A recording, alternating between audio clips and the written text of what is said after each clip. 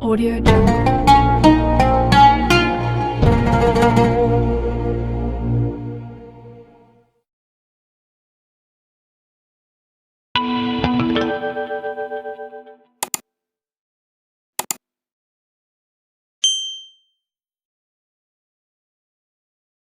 Assalamualaikum ya akhi ya ukhti.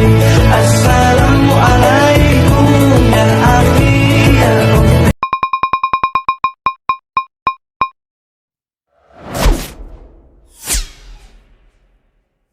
Sedekah ya sedekah, biar hartamu berkah.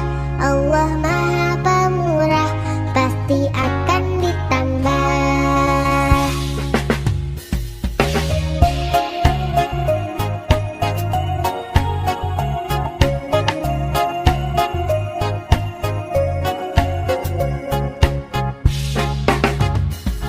Allah Maha Kaya, Allah Maha segalanya.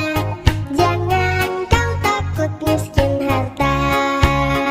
Indahnya saling berbagi, indahnya saling memberi. Allah jamin pasti kembali. Allahu Akbar, Allahu Akbar. Ashhadu an la ilaha illallah. Ashhadu anna Muhammadan Rasulullah. Hayya 'alas salati, hayya 'alal falah. Qad qamatis salatu, qad قامت الصلاة. الله أكبر الله أكبر. لا إله إلا الله. Ayo sholat, lelaki muslim pasti sholat Jumat. Ayo sholat, lelaki muslim pasti sholat Jumat. Sohibul Hajat, Jumat Berkah, 26 Juli tahun 2024.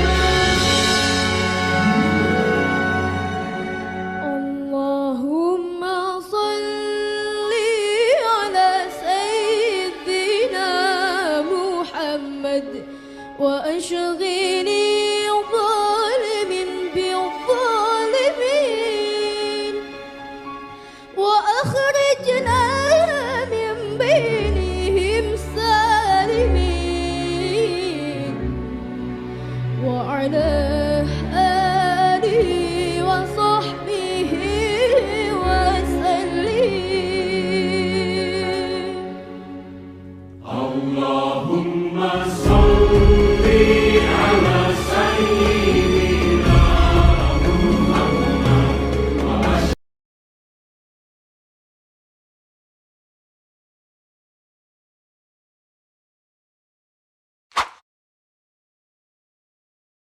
Video pembelajaran. Apa sih kecerdasan emosi itu? Jadi orang yang cerdas secara emosi adalah orang yang mampu dan kuasa untuk mengenali dan memahami emosinya. Jangan dikira ini mudah loh. Banyak orang yang tidak mengenali emosinya. Banyak orang yang marah tapi tidak tahu kalau dia marah atau tidak sadar kalau dia marah. Orang yang cerdas emosi itu bisa menjelaskan dirinya. Dia paham dirinya. Ini saya sedang marah ini, saya sedang gembira ini, saya sedang sedih ini. Kan banyak orang yang menyangkal emosinya sendiri. Wah, kamu jatuh cinta ya? Enggak, katanya siapa. Tapi tiap hari stalking, lihat Facebooknya, lihat. Nah, jadi paham emosinya dan bisa menggunakannya secara pas. Baik untuk membereskan dirinya maupun saat berhubungan dengan orang lain. Ini namanya cerdas secara emosi. Dan kan nanti ada kalanya orang itu bagus untuk dirinya sendiri, tidak bagus untuk orang lain. Atau sebaliknya, bagus untuk orang lain, tidak bagus untuk dirinya sendiri. Kalau dalam etika filsafat itu orang yang bagus untuk dirinya sendiri tapi buruk untuk yang lain namanya orang egois. Ada orang yang mengorbankan dirinya untuk orang lain, berarti kan bagus untuk orang lain tapi jelek untuk dirinya, namanya orang altruis. Orang cerdas emosi itu imbang, ya baik buat dirinya, baik juga buat orang lain, dan dia paham tentang emosi-emosi yang ada dalam dirinya. Jadi kecerdasan emosi itu bagaimana dorongan bawah sadar kita kendalikan secara sadar. Emosi-emosi yang muncul dalam diri kita kelola secara pas, secara sadar. Bedanya apa sih IQ sama EQ? Kalau IQ ya titik beratnya pada logika, analisis, dan relatif permanen. Jadi tingkat kecerdasan kalau aspek IQ ini relatif, makanya ketika diukur bisa, oh IQ-nya sekian, IQ-nya sekian. Itu bisa karena relatif permanen. Nah, beda dengan emotional quotient. Beda dengan kecerdasan emosi. Kalau kecerdasan emosi ini tidak paket, tidak harga mati. Dia bisa dipelajari, bisa dikembangkan. Bisa jadi orang pemarah, bisa jadi orang penyabar kalau mau. Ya kalau tidak mau ya terkecuali, tapi kalau mau pasti bisa. Jadi emosi penting dibandingkan kadar kepintaran kita. Kenapa emosi ini penting? Nah, ini asumsi-asumsinya.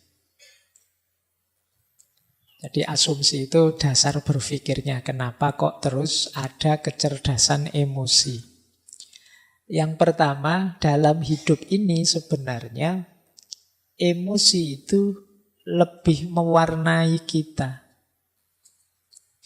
Jadi kita itu menanggapi sesuatu biasanya yang muncul dulu itu rasa atau emosi kita. Jadi orang itu lebih banyak disituasikan oleh emosinya, bukan oleh pikirannya.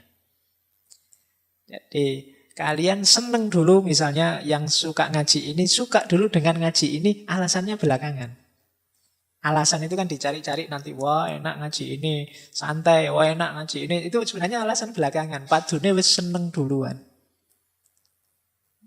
Kalau kalian tidak seneng, dicari-cari juga alasannya untuk tidak seneng. Iki ngaji cap opo, tidak ono Qur'ane, tidak ono ini dicari. Nah, itu belakangan juga. Yang lebih dulu apa? Tidak senengnya dulu. Yang setuju filsafat sama anti filsafat itu mesti suka dulu dan atau tidak suka dulu baru cari argumen. Nah, itu manusia. Jadi manusia itu lebih disituasikan oleh perasaan dan emosinya. Baru kemudian pikiran masuk. Meskipun tidak harga mati seperti saya bilang tadi. Bisa saja nanti setelah mikir dalam, wah keliru saya kalau senang. Harusnya saya kritis ini. Baru kemudian pikiran merespon yang kedua. Pikiran itu kalau sudah merespon, biasanya terus dia menyimpulkan, kalau sudah begitu muncul tindakan. Jadi dari emosi masuk ke pikiran, kemudian muncul perilaku dan tindakan. Ini ciri-cirinya, ini umum saja ya. Semoga tidak ada yang tersinggung. Jadi ada yang emosinya rendah, kecerdasan emosi rendah, dan ada yang kecerdasan emosinya tinggi. Orang yang kecerdasan emosinya rendah, antara lain, ini saya tidak bilang semua, cirinya adalah yang pertama, cenderung mencari kesalahan pada orang lain. Kalau dia merasa tidak nyaman secara emosi. Selalu mencari kambing hitam. Nah, ini ciri-ciri emosinya rendah. Paling tidak dia membiarkan dirinya disulitkan, direpotkan, digelisahkan oleh orang lain. Berarti dia tidak mampu mengontrol dirinya. Kamu itu sakit hati atau tidak tergantung dirimu, tidak tergantung orang lain. Kalau ada orang lain kok bisa membuatmu segelisah itu, ya salahmu sendiri, kamu mau digelisahkan oleh dia. Nah, jadi cenderung menyalahkan orang lain. Yang kedua, tidak mampu mengungkapkan perasaan. Seneng tapi tidak berani mengungkapkan bahwa aku suka. Benci tapi takut mau bilang aku tidak suka.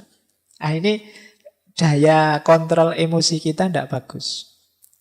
Tidak cerdas mengungkapkan apa yang kita rasakan. Ya kita sulit milih ekspresi yang pas, diksi yang sesuai, yang tidak menyakiti orang seperti apa. Itu kita sulit milih. Ini berarti kemungkinan memang daya kecerdasan emosi kita perlu ditingkatkan lagi. Yang ketiga, suka menyerang, menginterupsi, mengkritik, memberi cap orang lain. Agresif ke orang lain. Nah, ini ciri-ciri kecerdasan emosinya kurang tinggi. Yang keempat, suka memberi analisis rasional berlebihan menanggapi ungkapan perasaan orang lain. Ada tidak teman-teman yang punya teman ketika kita sedikit curhat padanya, kita curhat 3 detik, dia nasihatnya setengah jam. Nah, terlalu banyak ingin ngontrol. Berarti dia ingin memposisikan diri lebih tinggi dari temannya, dari sahabatnya. Nah, termasuk ciri emosi yang rendah adalah sering bohong tentang perasaannya atau emotional dishonesty. Jadi ketidakjujuran emosional. Ini kalau orang-orang dekat kita, kalau kita tahu mereka tidak jujur kan menyakitkan. Jadi tidak hanya merugikan diri sendiri, tapi merugikan orang lain juga. Nah, biasanya juga orang yang emotional quotient-nya rendah itu adalah pendengar yang jelek. Tidak betah dia mendengarkan, suka interupsi, suka debat. Tidak mampu menunggu orang sampai tuntas bicara. Di tengah jalan selalu menyela. Nah, ini kemampuan kontrol dirinya rendah. Maka yuk latihan. Terus melebih-lebihkan atau mengecil-ngecilkan yang dirasakan. Jadi mendramatisir hal-hal yang sebenarnya biasa-biasa saja. Baik, terus tidak peka terhadap perasaannya orang lain. Dia marah-marah kalau orang tidak mengerti dirinya, tapi dia tidak mau mengerti orang lain. Kemudian sering merasa insecure, tidak aman. Sukar menerima kesalahan diri sendiri dan berat kalau mau minta maaf. Kemudian pesimis, merasa dunia ini tidak adil. Kemudian kaku, tidak luwes. Jadi sulit beradaptasi terhadap perubahan-perubahan dalam hidup. Sulit sekali dinego, sulit sekali dilembutkan. Terus biasanya kemudian jadinya tidak harmonis dengan orang, lebih harmonis dengan yang bukan manusia. Mungkin dia sudah putus asa dengan manusia, itu dia. Dia menyangkal fakta bahwa kita ini makhluk sosial yang tidak bisa hidup sendiri. Terus puas kalau bisa menghina orang lain, mengalahkan orang lain. Kebalikannya kalau orang yang kecerdasan emosinya tinggi, itu ya kebalikan ciri-ciri tadi. Dia tidak takut mengungkapkan apa yang dirasakan. Kalau iya bilang iya, kalau tidak bilang tidak. Kemudian tidak didominasi oleh perasaannya. Orang bisa takut manusiawi tapi jangan didominasi oleh rasa takut. Orang bisa kecewa, ya wong manusiawi, tapi ya jangan terus hidupmu hancur gara-gara satu kekecewaan kecil. Kemudian mampu membaca isyarat-isyarat, tidak hanya kata-kata. Ini hubungannya dengan kepekaan tadi. Ciri orang yang cerdas emosi. Itu melakukan segala sesuatu karena dirinya sendiri. Tidak tergantung atau mudah terpengaruh oleh segala yang di luar dirinya. Jadi dia bisa memotivasi dirinya. Loh, orang yang cerdas emosi itu mampu memotivasi dirinya. Kemudian kebalikannya orang yang rendah emosinya, dia optimis, orang yang cerdas emosi itu. Kemudian nyaman kalau membicarakan perasaannya, tidak malu-malu. Kemudian tidak kalah oleh emosinya. Nah, mampu merenungi dirinya, mampu muhasabah kalau bahasa agama. Nah, kemudian ada ketahanan emosi, tangguh. Untuk mengembangkan kecerdasan emosi kita, pertama yuk kita terus-menerus membaca diri kita. Tanpa henti. Kenapa kok tanpa henti? Karena kita itu bukan barang mati. Jadi mungkin kita berubah seiring pengalaman yang kita peroleh. Baik pengalaman baik atau pengalaman buruk. Maka harus ada waktu yang kita sempatkan untuk muhasabah. Mengenali diri kita sendiri. Dan itu kontinu, rutin, terus-menerus. Kemudian kita pahami apa sih tujuan hidup kita ini. Ini akan membuat kita lebih semangat menjalaninya. Jadi mari memperjelas tujuan. Kemudian mari menegaskan perilaku yang ingin kita jaga. Sekaligus mengidentifikasi perilaku yang ingin kita kembangkan. Saya orangnya tidak sabaran Pak, tapi saya ingin jadi orang sabar. Ini berarti perilaku yang ingin saya kembangkan. Kita latihan untuk jadi orang sabar.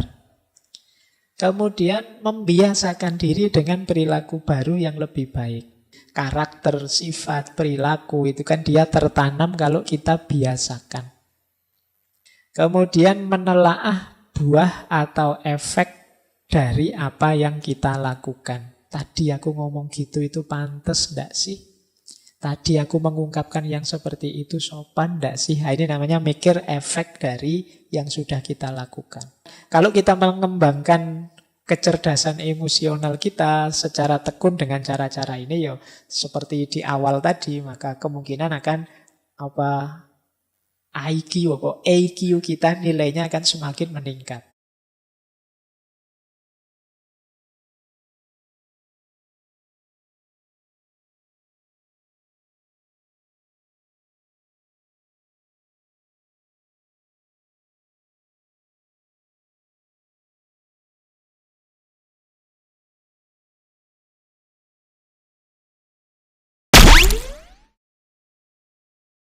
Video pembelajaran.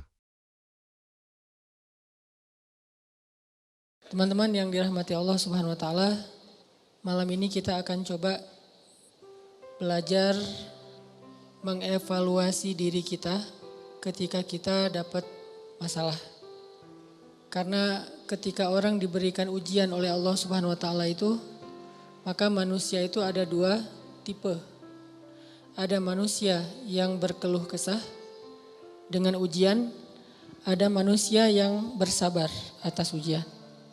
Dan orang yang bersabar ini juga bermacam-macam bentuknya. Ada yang sabar dengan pasrah, Ada yang sabar justru dengan memperbaiki diri.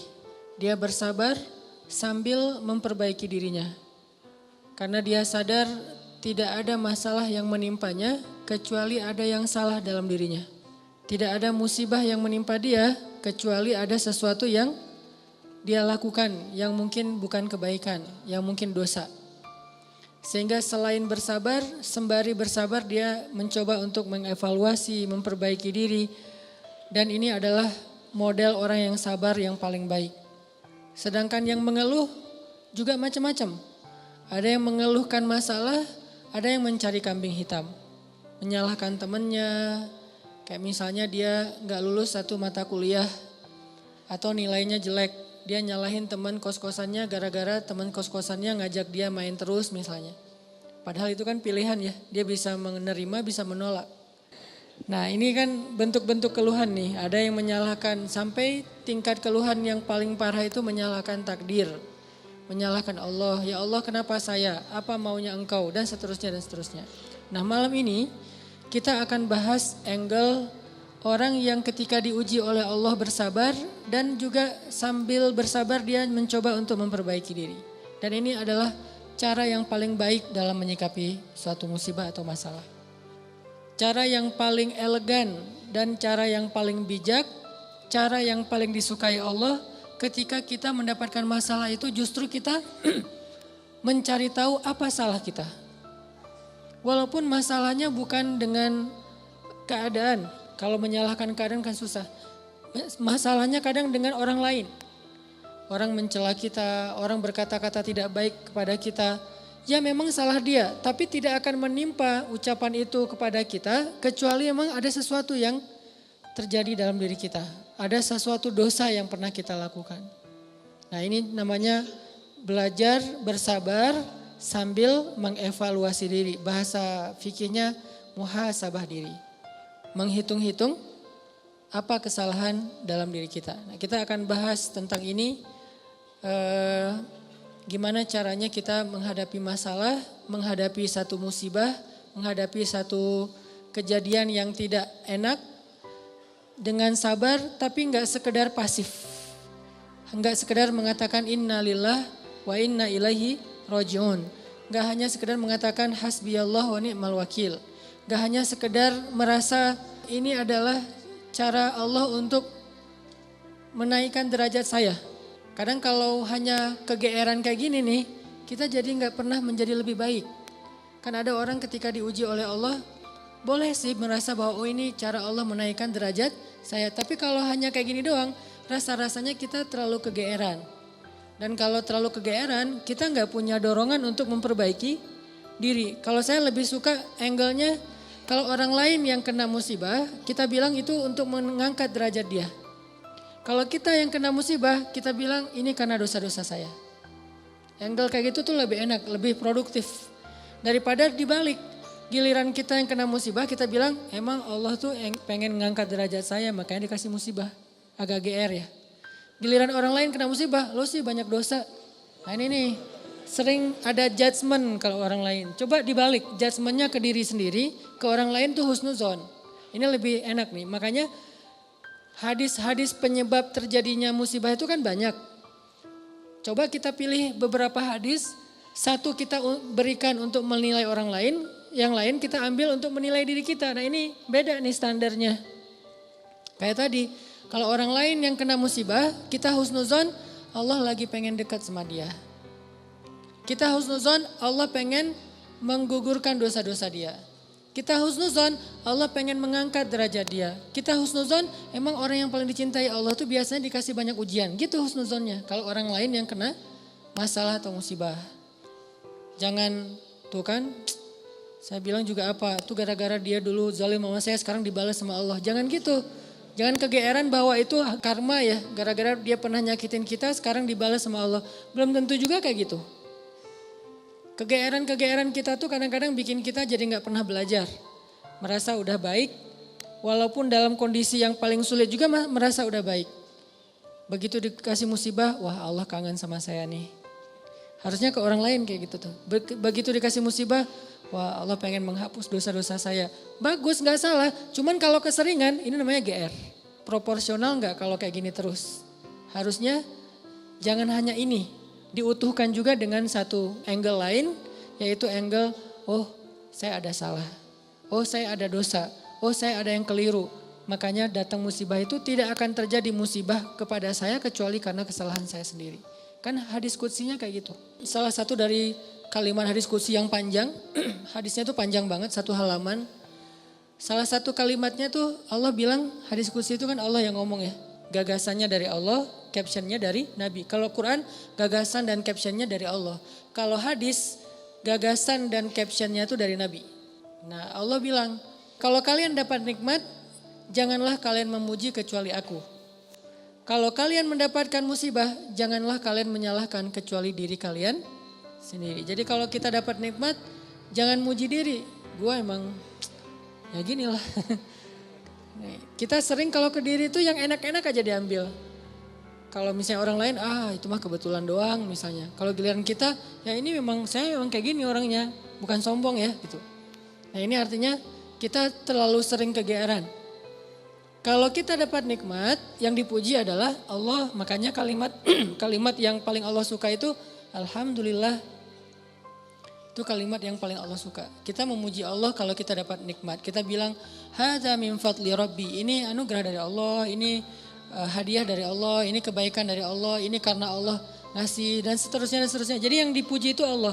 Wa amma bi ni'mati rabbika fahaddits, itu membicarakan nikmat Allah. Bukan membicarakan kehebatan diri kita.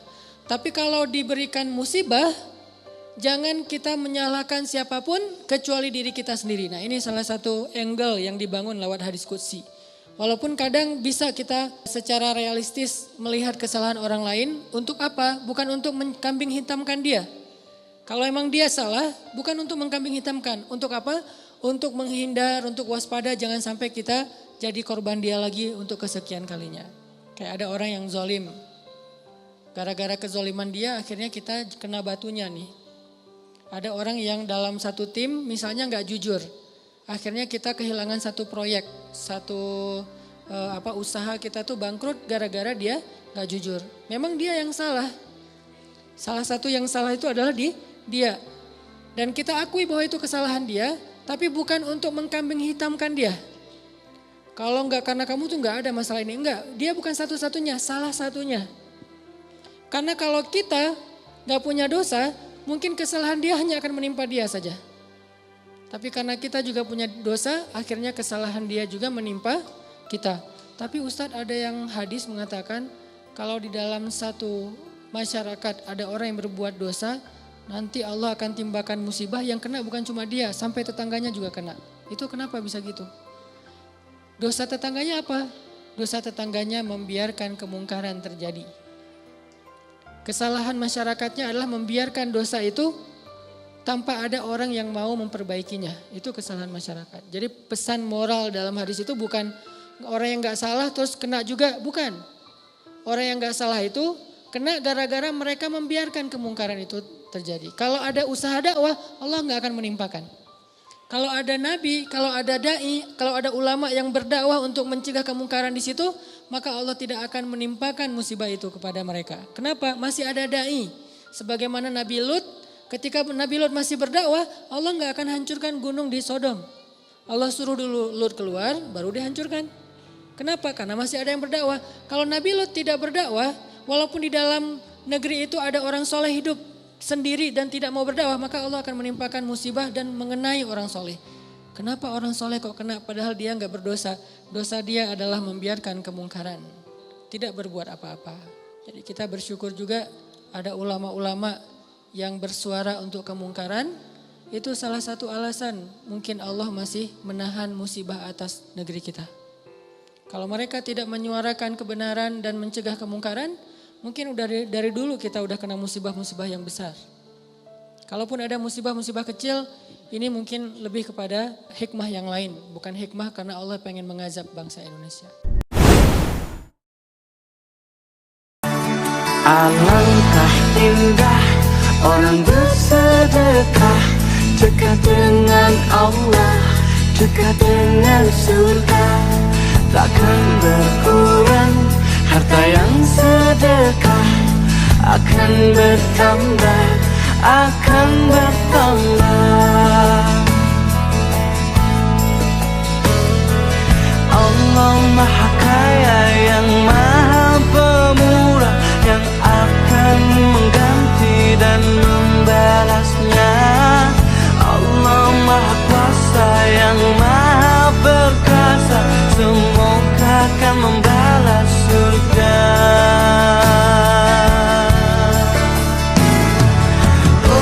Indahnya saling berbagi, saling memberi karena Allah. Oh, indahnya saling menjaga, saling mengasihi karena Allah.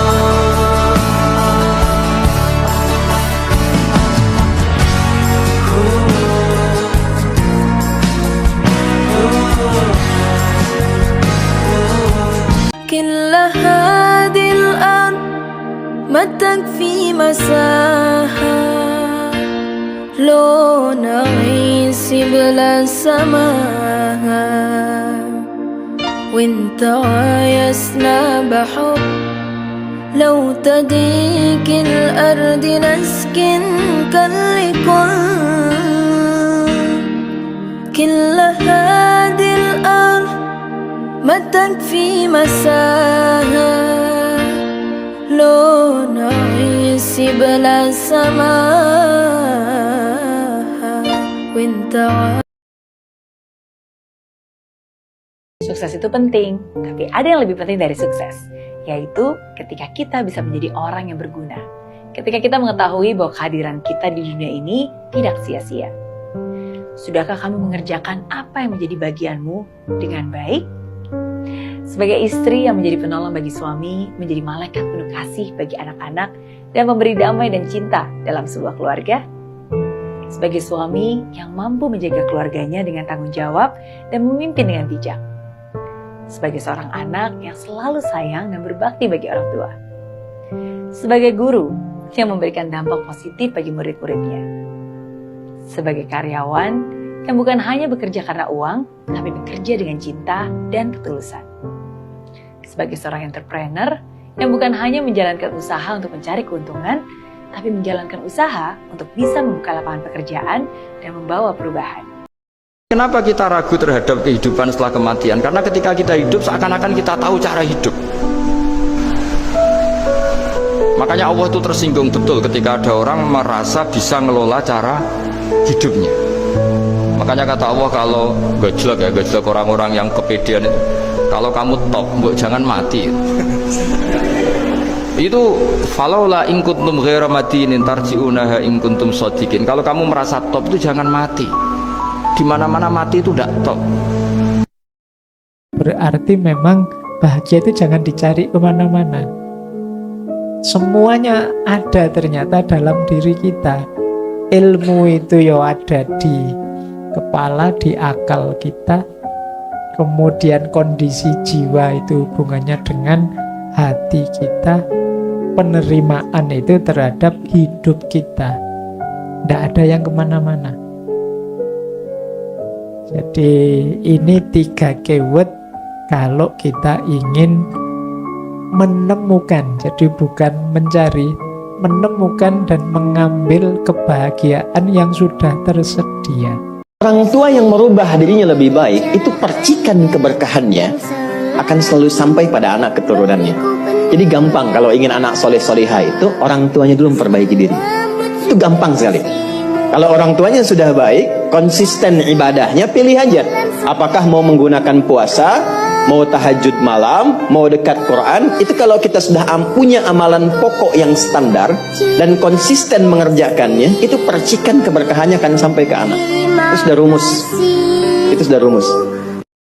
Suatu hari nanti kita akan memahami bahwa hadiah terbaik yang orang berikan kepada kita itu bukan jam tangan, bukan tas, bukan juga semua apapun yang ada di dunia ini, tapi yang paling mahal yang mereka berikan pada kita adalah waktu luangnya yang mereka sediakan untuk kita. Maka hargai setiap momen, Kalau ada orang meluangkan waktu kepada kita, rela membalas chat kita, rela meluangkan waktu untuk mengangkat telepon kita, dan rela di tengah-tengah produktivitasnya yang sangat padat, dia mau meluangkan waktu bertemu dengan kita. Hargai, lalu bersyukurlah kepada Allah Subhanahu wa Ta'ala akan hal itu. Yang kata Nabi SAW, tidak ada seorang bayi pun yang lahir di muka bumi kecuali iblis atau syaitan menekan perutnya sehingga membuatnya menangis, kecuali Isa putra Maryam. Jadi memang tangisan pertama bayi itu adalah pukulan syaitan ke perut si bayi tadi karena jengkelnya dengan anak Adam. Dua jenis orang pelit. Yang pertama, tidak ada tandingannya. Hidupnya stagnan, rezekinya biasa-biasa aja. Yang kedua, orang pelit dijewer Tuhan dengan musibah dan ujian. Dan dia tahu salah satu jalan keluarnya adalah sedekah. Hidupnya tenang, rezekinya lancar. Karena jadi orang sukses itu harus rajin bekerja. Dan juga jangan lupa berdoa. Dan juga jangan lupa jujur.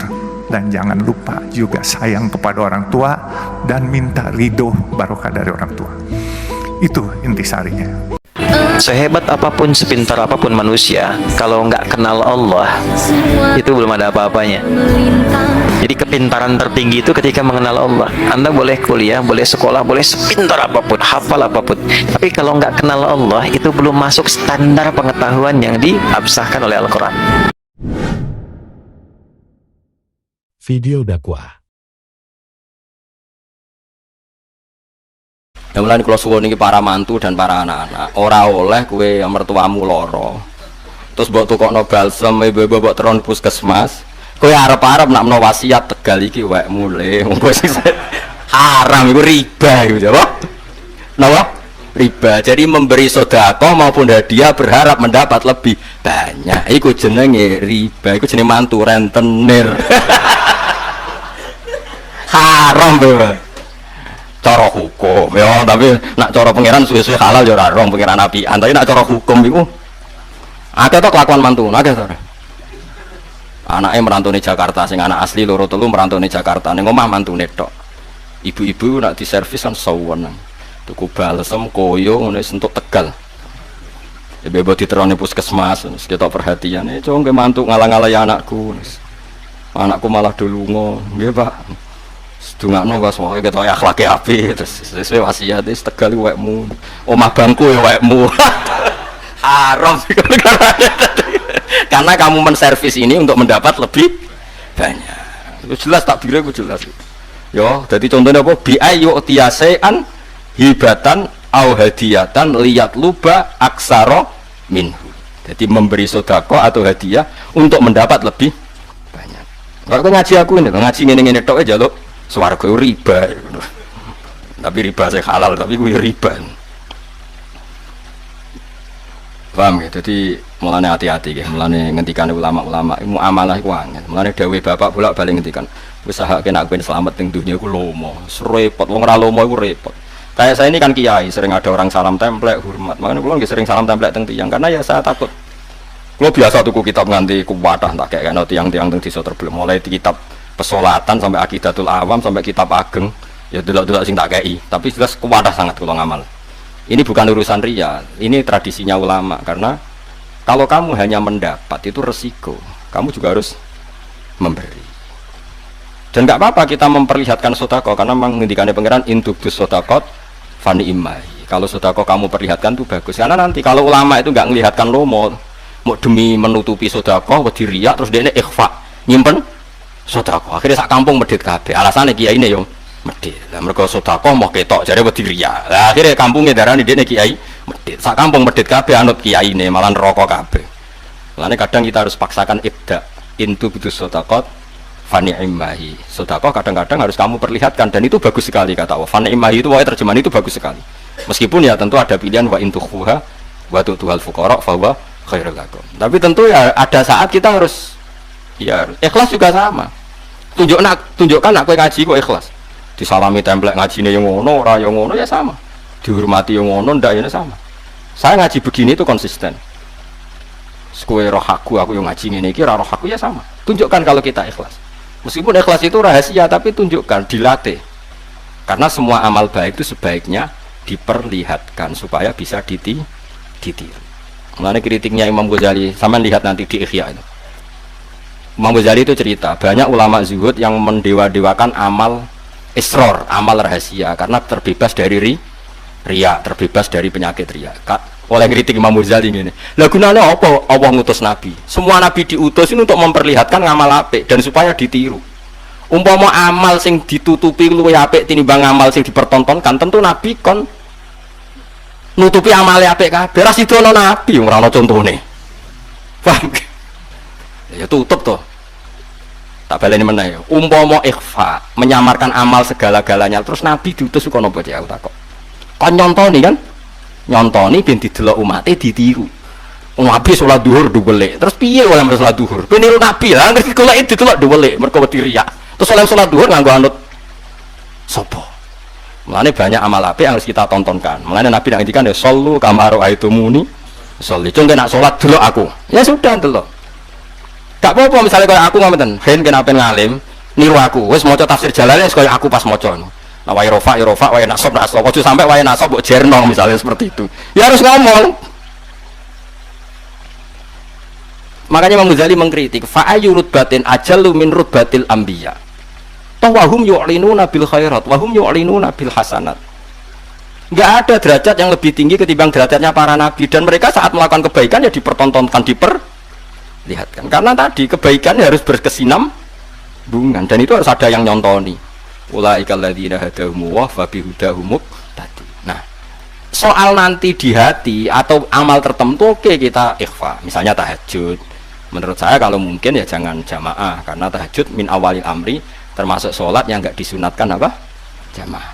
Itu pun masih ada ulama mengatakan kalau ada orang awam yang ingin latihan tahajud nggak apa-apa jamaah, karena nyontoni. Pokoknya semua sholat yang nggak disunatkan jamaah itu bisa sunat kalau nyontoni. Itu masyhur itu di kalangan ahli fikih.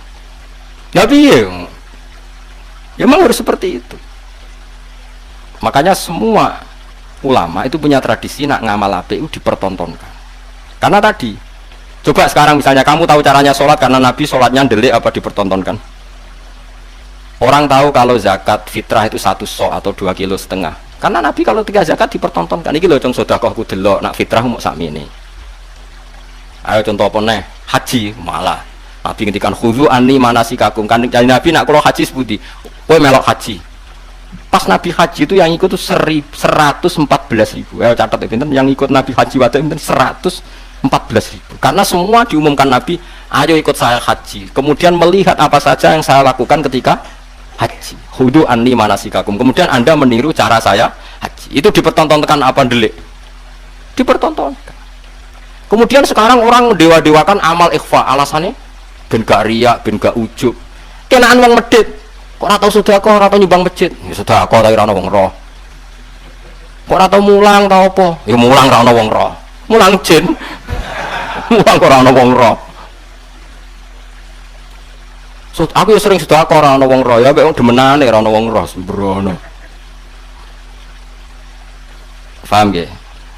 Jadi orang itu gak usah berlebihan. Makanya oke, ngamal baik ya gak apa-apa sekali-kali diperlihatkan. Niatno mensiarkan kebaikan. Tapi ya ada jatah-jatah yang amal sirron. Makanya Sayyidina Ali kalau punya uang itu dibagi 4 masyhur.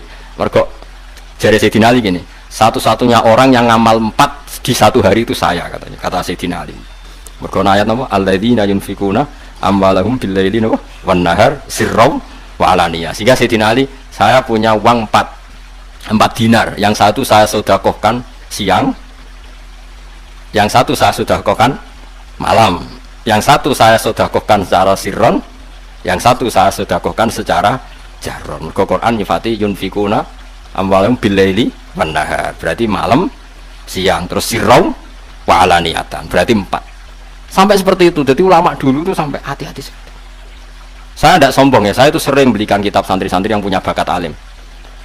Umpama aku ngerti kue bakat alim, terus kondo aku tak tukokno kan. Tapi buktekno misalnya terus. Tapi nak pesolatan gak apa-apa, tak tukokno saiki, kan gak perlu butuh alim. Tapi nak kitab yang aneh-aneh. Saya itu beli kitab Abu Abdul Farad karangannya Said Muhammad sampai lupa jumlahnya, saking seringnya beli. Ya perbeli itu langsung 10 sampai lupa jumlahnya. Saking banyaknya santri yang saya kasih. Biasanya alumni pondok mana yang sowan saya ingin minta ijazah, minta ngaji, tak kasih. Bukan urusan sombong, karena tadi sedekah itu harus intub dus sedekah fanimahi. Kalau sedekah kamu tampakkan itu juga bagus. Terus kadang ya saya ngambil waktu siang, kadang malam, karena Quran ngedikan bilaili benar. Tapi kadang sirron, ya ada tertentu 1-2 orang yang tertutup tak kasih. Kadang alaniyah, pas saya ngaji ada anak 60 tak kasih. Ya itu tadi sirron alaniyah. Jadi nggak boleh sedekah kok semuanya apa? Nah carane sedekah piye wae kula baleni malih wae. Lawane medhit, ambek nganggo bahasa-bahasa sing elek. Aku nak medhit berarti koyok wong goreng tae. Sesuk isin dhewe no. Wong kok goreng tae meneh, walek ta ora? Walek banget. Wong kok goreng tae. Kanjeng Nabi nak bahasa wong tomak nggih kok koyok asu, senengane ngeleti utahe. Wis wae ngeri-ngeri. Wae dadi apa ya? Lah wong Arab parah-parah meneh, wong Arab iku wis parah tenan nang tamsil. Ana wong ditakoki. Wong iku titenane raine piye kok? Terus aku nak ketemu dekne niteni raine piye? Jare wong Arab. Kabak rotin nakarot hati. Koyok tletong garing sing dicocoki pitik. Wong tletong garing usaha lek cek dicocoki. Dadi wong Arab nak darani rai kok trutul-trutul. Iku nak darani kabak rotin nakarot hati. Koyok tletong garing sing dicocoki pitik. Iku elek banget, elek biasa. Makanya kalau suwun ya, terus ilmu itu beda be adab ya. Jadi kalau ilmu itu kudu ana kasare, ana kulil haqqo walau kana napa murron. Mulane pangeran ketika menafikan dirinya tidak punya anak, ngendikane seperti anna yakulu lahu waladun. Kok kebayang aku dia anak? Wa walam takul lahu sahibah. Sahibah kanca napa we? Ya, dadi wis pokoke kudu ngoten. Mun kula terusno. Ana wong ngekeki wong liya kok niat untuk tambahan luwe akeh, iku falayar bu, mongko ora bakal tambah utawa ora bakal berkah apa ma, yasku tegese ora berkah apa ma indawa. Mungguwe apa? La sawaba tegese ora ana ganjaran wujud fihi ing dalem ikilah etok utawa fi ing dalem sek lil muktin kedhe wong sing ngekeki. Nggih wae jumlah haram Kang. Tapi nek jane hukume haram, tapi nek sampean njuk kurtingan ora haram, bahasa halusnya ora haram ya berkah, ora berkah no. Bisa jane ya haram itu piye. Apa Kang? Ya haram berah berkah. Akeh gak sing mantu kelakuane ngono? Akeh. Ayo kelakuan kok ora oleh. Biasa wae nek kok bahasa mesti tukokno ae. Cuma ning atimu ya mbong. Wa mau te apa wae atetum kang ngekekno sira kabeh ning wong liya min zakatin sangi zakat, sedekatin tegese sedekah. Turiduna kang ngarepno sira kabeh biya kelan zakat. Manane zakat boten zakat sing fardu boten. Jadi temriki zakat tidak zakat yang fardu. Malane ditafsiri min zakatin napa? Sedekatin. Turiduna kang ngarepno sira kabeh ngarepno biya kelan zakat, kowe ngarepno wajah wahi ing ridane Allah. Faulaika mongko te mengkono-mengkono kabeh hum ulaika iku almutifuna iku wong sing nikelno ganjarane. Sawabahum tegese nikelno ing ganjarane. Bima kelan perkara aro dukang ngersakno sapa ngakeh ing mafihi. Fihi ku tetep ing dalam dawuh iltifatun te mengu. Manane mengu berganti minal khitobi saking dhamir khitab. Allahu ta'ala iku alladzat. Allahu ta'ala iku alladzat khalaqa kang gawe sapa ladikum ing sira kabeh sumarusakakum. Mongko nuli maringi rezeki sapa Allah ing sira kabeh. Ya Allah nyindir kuwe. Lha kowe sedekah kok arep-arep dikeki luwe akeh. Allah sing gawe kuwe, ya sing maringi rezeki kuwe. Nek sedekah ya sedekah wae ora usah arep-arep entuk luwe napa? Akeh. Tapi nek arep-arep ning Allah angsal lho Kang. Dadi misalnya kula ngekeki ruhin 10.000. Arep-arep digenti Allah 100.000 angsal. Perkarane kan nek Allah nyendat sing paling layak diarep-arep arep-arepi. Tapi nek kowe ngekeki pejabat 100 juta, tujuane kok bentuk proyek 1 miliar. Niku sing haram. Sing ngekeki yo haram, sing dikeki yo haram. Mergo jelas yo. Nek bahasa Indonesiane disuap yo. Bahasa Arabe niku riba, napa? Riba. Jadi riba mboten rentenir tok Kang. Kalau rentenir kan wong utang 1 juta kon bayar 1.500.000. Iku rentenir. Rentenir ngoten niku nggih rentenir. Wong nyalami template pejabat atau sing di otoritas 100 juta arep-arep untuk proyek sampe ya niku yo rentenir. Mane nggih sae lah Indonesia ngono diharamno nggih sae. Jane aja diharamno tok, aja dilakoni. Sementing ora haram ora dilakoni. Penting dihukum haram ora dilakoni ini. Jadi maknane haram iku dialang-alangi terjadi. Kalau baleni malih.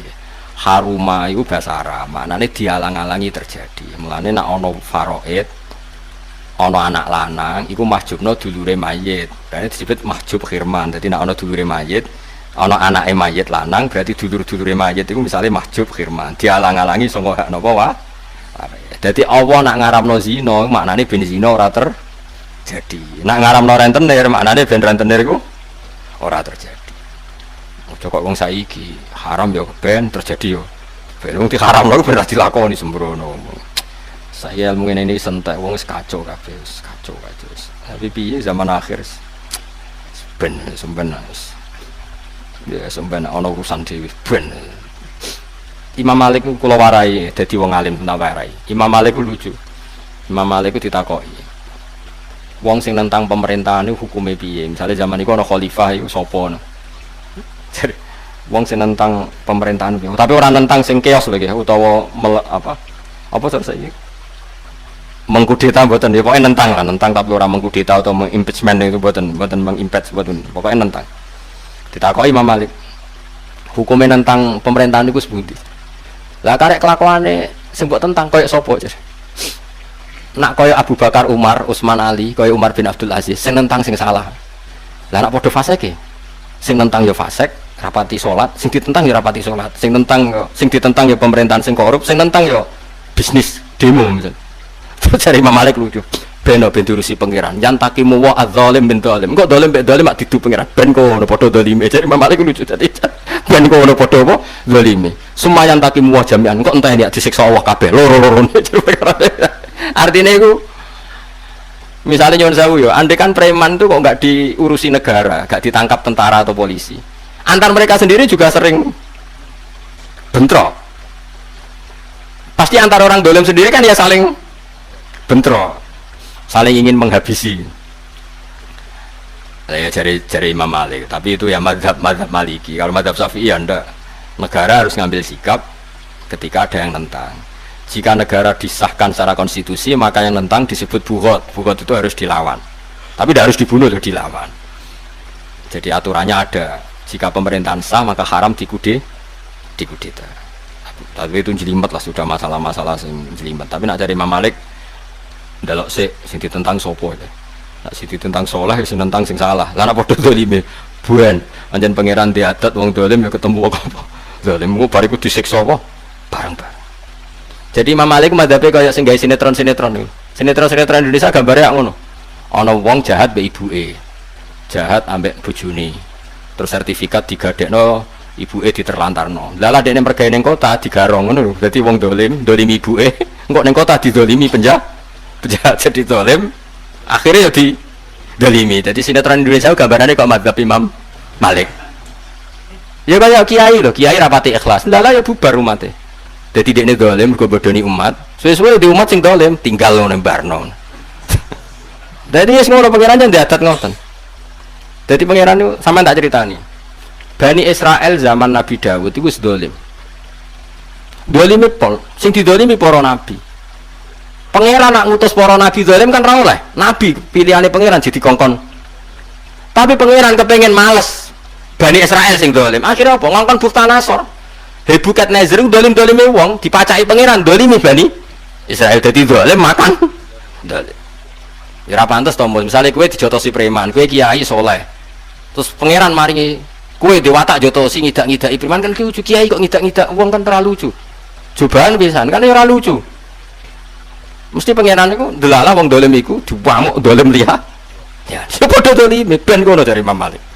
Kayak Bani Israel ketika dolim akhirnya dirusak ambek sinten? Buktanasor yo dolim, jadi dolim mangan. Kok gambaran sinetron itu? Sinetron gambaran ada ngono. Orang wedok wengkek meloroti sing lanang, bareng sing lanang kiri dibuak. Terus dia ini katut lanangan, lalah kebodoh nembek lanangan anyar. Jadi bar bodoni lanangan, dia ini dibodoni lanangan. Terus podo faseke podo dirusake pangeran. Nah jadi Imam Malik ben ngono kok dolim disiksa mbek wong dolim, sumayan takimu wah min huma jami'an. Kok dua-duanya disiksa pangeran tadi. Gitu rada. Kalau ya rada cocok mbek madzhab Imam Malik. Dadi rada cocok artine ben ngono. Mafia ben ketemu. Mafia engko ora padha gulingi. Sesuai ora padha napa? Gulingi cara madzhab sinten? Imam Malik. Tapi nak cara madzhab Syafi'i ya ndak. Madzhab Syafi'i itu negara yang disahkan ahlul halli wal aqdi itu harus sah, dan yang menentang boleh diperangi. Ini disebut nopo? Disebut nopo? Buho. Ya tentu merangi itu nggak harus pakai represif, buatan ya ada tahapannya. Tapi memang kecenderungan madzhab Syafi'i itu pokoknya mendukung pemerintahan yang apa? Sah. Mulai zaman Mbah Makhrus, zaman Mbah Ali Maksum sampai saat ini zaman Mbah Mun. Agar diundang presiden ya tetap do kerso, meskipun presiden yang nggak beliau pilih. Biasa ikut waliul amri. Makanya mulai dulu rata-rata kiai ada biasa sama presiden gubernur. Padahal dulu nggak mesti yang dipilih. Tapi karena sekarang sudah kadung jadi apa? Waliul amri. Itu sudah tradisinya madzhab napa? Syafi'i. Jadi kalau tradisi madzhab Syafi'i itu kalau kadung jadi waliul amri kamu harus loyal. Ya karena itu disahkan oleh ahlul halli apa? Wal aqdi. Ya, soal kalau nggak cocok ya ngeritik saja, tapi tidak usah apa kudeta atau mengimpeachment itu enggak, ya yes, biasa saja. Geremeng, nah, cocok ya pokoknya orang Jawa pokoknya apa? Ya geremeng nggo kegiatan. Daripada dadi udun diempet terus geremeng ana cocok. Allahu ta'ala iku khalaqakum Allahu ta'ala iku alladzi khalaqakum tsumma razaqakum tsumma yumitukum mongko nuli maringi mati sapa Allah kum ing sira kabeh. Tsumma yuhyikum mongko nuli maringi urip sapa Allah kum ing sira kabeh. Hal min syurakaikum ana ta iku setengah saking mitra-mitra sira kabeh itu sekutonan-sekutonan sira kabeh. Miman saking wong asyraktum kang nyiriki sira kabeh billahi ing Allah. Apakah di antara kalian manute ana wong yafalu kang iso nglakoni sapa man min dzalikum saking mengkono-mengkono kabeh min sein saking kegiatan apa wae. Manane ngene lho, Allah sing gawe kuwe, sing maringi kowe urip, maringi kowe mati. Jajal saiki wong sing mbok sebut pangeran. Misale kowe darani Yesus iku pangeran, jajal zaman Yesus rongono sing uripno sapa? Saiki Yesus mati sing matekno sapa? Kok iso barani pangeran ndekne dhewe ya mati. Artinya cara keyakinane mereka kan Yesus iku mati. Wong pangeran kok diyakini mati, kok aneh kabeh. Nah, jadi pangeran mulane lah jare tafsir Jalalain lah. Ono sing mbok anggap pangeran iso nglakoni iku terus lah manane ora bakal ora bakal. Boy agama iku nek ora bener iku paradoke kakean. Wis pokoke paradok wis kakean, kacau kabeh. Darani pangeran tapi darani doyan mangan, darani pangeran tapi mati dibunuh kan kuwaco kabeh. Jadi sesuatu kan pangeran nggak bisa melindungi diri kan kuwaco kabeh, kuwaco paradok kabeh kuwaco. Beda nek agama Islam kan penak. Allah iku sapa? Pokoke zat paling pertama. Jangan-jangan sedurunge Allah ana zat liyane. Ya wis berarti dadi Allah sing sedurunge iku. Lah nek sedurunge kono ya pokoke sing paling awal. Lan tari Allah sapa? Ya pokoke azali sing paling awal. Wis nah ana sing awal meneh iku ae sing paling awal. Pokoke kudu ana ya sing paling awal. Lah nganti kapan? Ya nganti akhir. Lah akhir piye? Ora ana akhire. Dadi paling ya wis pokoke ngono. Dadi penak. Terus ana kembarane ta? Ya ora ana kembarane. Nah ana kembarane bulet. Kita warai tauhid cara wong pinter cara wong awam. Cara wong pinter ya, nek cara awam kan sudah iso. Nggih, cara awam sudah iso kan sudah pinter. Sampeyan tak kita bedheki. Ana pangeran loro kan kembar. Padha-padha pengen dadi pangeran. Ngono ya. Sitok kepengen gawe bumi, sitok kepengen gawe ra bumi. Terus pangeran A muni bumi ana. Jadi pangeran B jangan ada. Terus ternyata bumi ana. Berarti dadi pangeran sing ndi cara kowe? Sing A. Nek cara mantek gak ngono. Wes sing dadi pangeran sing A. Terus sing B gak anak buah dari lah saiki wis anak buah ya sak muni-munimu. Saiki kowe mesti tak bedheki Mas. Mesti ra iso biasane dekne nek matematika ra iso dekne. A kepengen iso gawe bumi, tapi ra iso gawe banyu. B iso gawe banyu. Sing dadi pangeran sing ndi? Kan plus minus sih. Kuwaco. Nak cara lu mantek sing kelas A, sing kelas ulama, carane mikir gak ngono. A mbek B ku jare takoki Mus kowe. A mbek B ku mbok perbandingno mergo padha-padha pangeran apa padha-padha manusa. Ketika latihan gak jawab. A, B, B podo-podo perbanding lagi atas nama podo-podo pangeran apa podo-podo manusia. Loh orang kok manusia bakas pangeran manusia pucuk orang Jawa orang Arab. Mas, kamu saya isin musuh. Ini kan konteksnya bakas pangeran. A kamu bandingkan B itu dalam konteks sama-sama pangeran.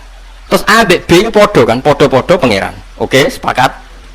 Terus mbak anggap podo-podo mampu tah awalnya keyakin yang paling mampu A, B gak mampu. Podo-podo mampu. Wes. Wes kan kamu kan darani podo-podo hebat, podo-podo mampu. Terus dites kan saiki dites. Dites kon gawe bumi. Ternyata A iso, B ra iso. Nah cara mantek pancen utekmu wis salah. Kowe muni podo-podo mampu, ternyata sing mampu atok. Kowe darani B mampu wis goblok. Paham ya? Jadi dari awal ora ono B mampu, kok kowe salah duga. Paham ya? Wong salah duga kok mbok terus-terusno. Mestine dadi ora ono bahasa rasido pangeran, kowe sing salah duga, pancen min awalil amri. Pangeran yo mau atok, bro. Kayak ngene lho, kowe nyangka Mustafa mbek Rugen padha-padha alim. Bareng maca Jalalain, sing macet sapa pantes iki? Sapa kan sing macet antara lho? Mustafa ya. Apa padha macet e? Jadi kalau dalam ilmu mantek yang disalahkan tuh orangnya, orang yang punya zon. Makanya wa inhum illa yazunnun, kesalahan manusia itu mencari Tuhan kok lewat apa? Zon, lewat zon itu penyangkaannya wong A B kok dianggap podo-podo pangeran. Bareng dianggap podo-podo pangeran, sing A ternyata mampu gawe bumi, sing B ora. Sekarang pertanyaannya, tidak mampunya B itu karena kamu songko nggak mampu apa awal-awalnya nggak mampu? Awal-awalnya nggak mampu. B sejajar dengan A mergo tekem sing salah. Wong karwan ra sejajar kok sejajarno. Rom ngenteni. Nggak mampu. Tapi kan hakikatnya nggak mampunya kan min awalil amri. Mulai dulu juga nggak mampu. Nah sekarang misalnya pertanyaan kan bisa saja Gus, B bisa gawe bumi tapi ra iso gawe banyu. B iso gawe banyu tapi ra iso gawe bumi. Terus pertanyaannya adalah, kue kadung darani syaratnya pangeran kok apa? Mampu. Ala kulli syai'in, mampu melakukan apa? Berarti kayak goblok ping 13 malah. Wong A yo terbukti ra mampu, B ra kok mbok kompetisekno dadi mesti pangeran yo ora A yo ora B. Dadi goblok meneh kowe. Ngono lho, paham ya? Lho paham tenan ora bisa diterang dong. Makanya kritiknya Allah nak ambek wong kafir iyat tabiuna illa dzon wa inna dzonna la yughni minal haqqi syai'a. Dadi mikir kebenaran ojo nganggo dzon. Nah ngoten wong ambek B padha ra mampune kok mbok kompetisekno mbok kandidatno dadi ya berarti pangeran di luar iku, dzon melereni napa? Paham ya? Gampang di nganggo ilmu bodho be ilmu alim. Gampang ilmu alim Kang Astine luwe awet maksudnya. Tapi angel ya dilatih maksudnya, dilatih suwe-suwe pinter dhewe. Nek ora pinter ya bebo pinter pokoke suwe-suwe iso. Nah, mulane pertanyaane pangeran hal min syurakaikum may yaf'alu min dzalikum min saiki buktekno iso tenan nglakoni ta ora. Lah nek ora iso ya ora usah pangeran. Tapi oleh ora pangeran ya mulai dhisik ora kok mulai raisane. Cuma kowe tau nyangka iso. Lah sing salah penyangkaan kan. Ya mulane pangeran ya akhirnya ya pangeran iso apa ya kul huwallahu ahad Allahus somad. Ya pangeran itu mesti sito, ora ana kembarane. Engko nek ana kembarane ya repot. Repotnya mau. Ternyata misalnya Allah mbok bandingno Yesus. Terus Allah iso gawe langit bumi, Yesus ra iso. Terus barani banding ku piye? Wong karuan ra banding kok mbok banding-banding. Malah wong aneh. Wong ketoke padha kok ketoke wong karuan ra geneman kok ngono. Video dakwah. Sing tenggene lingkungan jenengan niku. Lho ya. Terus wong sugih niku napa bangun dalan kanggo lingkungan? Apa lek ana pembangunan masjid TPK nyumbange paling akeh dhewe? Lah iya, rapate wong sugih iki rapate ana manfaate. Ayo nesu sing sugih-sugih. Ayo nesu sing sugih-sugih. Aku nyedeng mrono, soalnya ketok-ketoke sing sugih manggon kono. Sing melarat yo dongsong-dongsong. Iki otomatis soalnya ana acara wong sugih teko nekeri dituntun panitia lungguhke kursi empuk lungguhke ngarep. Wong melarat teko ndisiki ya dongsong-dongsong ning ngisor wit ngono kae. Nah, iki bukti sing keploki melarat kabeh. Padahal wong melarat iki ora nganggo didongsongne lho dongsong-dongsong dhewe. Wis sik didongsong-dongsongne. Padahal jasane luwih akeh wong melarat timbang wong sugih. Ngapunten nggih, ngapunten. Mulane kula sering matur, ene wong sugih kok medhit, pelit, kuwi lu wong mati wong. Loh, ora dihormati nesu rumangsa tersinggung. Wong sugih kok ora dihormati. Nesu arep dihormati ora ono manfaate kecuali lek wong sugih kuwi lomo akhlake apik. Kita hormat bukan karena kekayaannya, tapi mergo ndekne lomo, mergo ndekne akhlake apik. Manfaate kanggo masyarakat kathah, nyantuni yatim, bantu sing miskin. Hormat sampean. Nek ora ono manfaate ngono kuwi. Mutangi kadang yo nganaki ngono. Mutangi dhuwit sik nganaki ngono kuwi. Ana pengajian ngene iki lho, sing akeh urune malah wong melarat-melarat tok. Sing sugih meng ropat-rapat ra metu duwike. Ayo sing nesu mulya kabeh. Malah ketara nek kelakuanmu ngono kuwi. Hidup melarat. Hidup melarat. Lho apa to manfaate Cubi? Ngapunten, aku teko saiki. Ene wong gawe omah kayu dandan-dandan. Sing ngrewangi kuwi tanggane sing sugih apa sing melarat? Sing apa sing sugih melu nyumbang duit? Nyumbang jajan, nyumbang mangan. Babar pisan. Ibu nek jenengan gak ada damel sing rewang masak ten pawon niku, tanggane jenengan sing sugih apa sing melarat? Sing melarat. Sing sugih kadang ngoroti jentit ambek nggawa tas cilik, ora ngira gelem nyekel bumbu, paling mengincap-incip ngene. Kok asin, Mbak? Nyumbange oke sing melarat. Sing melarat iki berengkut nggawa gula, nggawa kopi, nggawa minyak, nggawa telur, nggawa beras, nggawa kelapa. Sing sugih kadang teleming tipis duit tok. Ngono kok mbok ajene ra karo-karuan. Ayo pikiran. Bapak sepurane lek ana kematian sing ribut usung-usung drum golek banyu arep nggo ngedusi mayite. Ayo sing ribut gambul lemah ngeduk kuburane. Kuwi tanggane sing sugih apa sing melarat? Sing melarat. Ora ngira wong sugih gelem ngeduk kuburan. Kadang mara ning kuburan mengudut kebal kebul. Paling banter nyengungok wis jero apa urung? Cepet mendung lho ya. Gayane kaya ngurusi tapi malah nggupuhi kuwi. Gak ngerti, gak ngrasake sing ning jero gambul lemah perengkosan.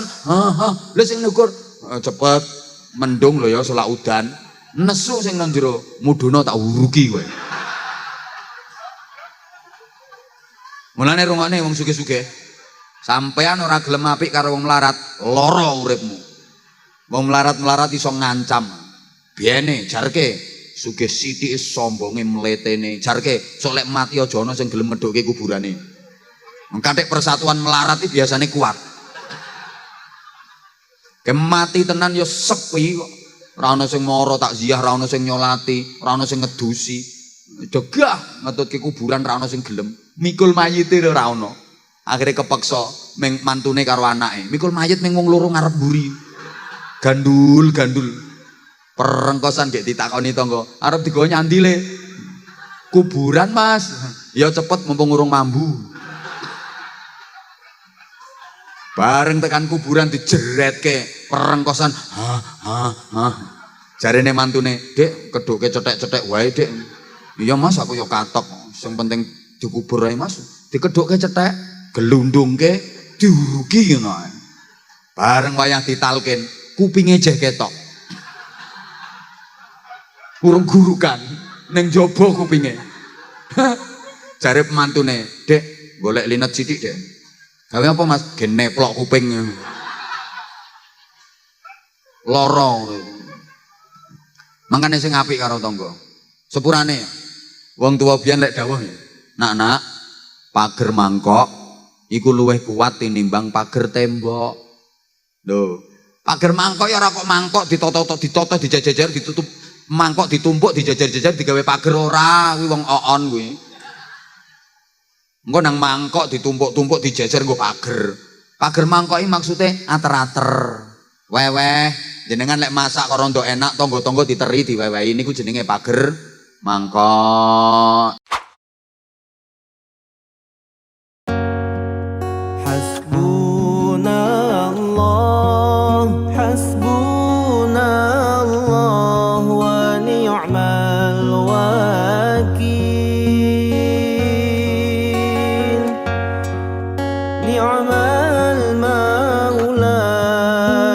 ni'mal maula wa ni'mal